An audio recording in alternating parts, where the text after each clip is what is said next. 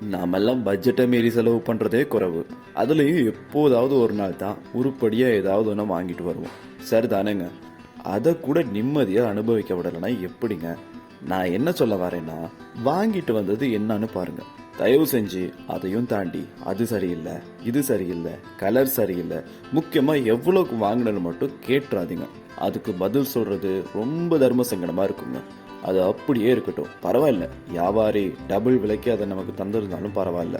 அதை வெளியில சொல்லி என்னை கஷ்டப்படுத்திடாதீங்க. நாம கடைக்காரர்கிட்ட போயிட்டு திரும்ப சண்டை போட வாங்க முடியும், இல்ல நாம ஏமாந்து போயிட்டோமேனு அழத்தான் முடியுமா? விட்டுருங்க.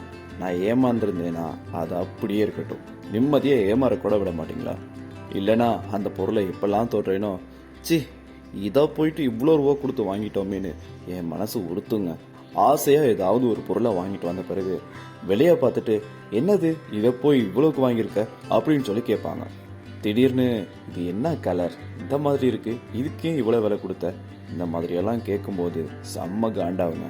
ஒன்றும் இல்லை, ரொம்ப நாள் இருந்த மன கஷ்டம் நான் சொல்லிட்டேன்.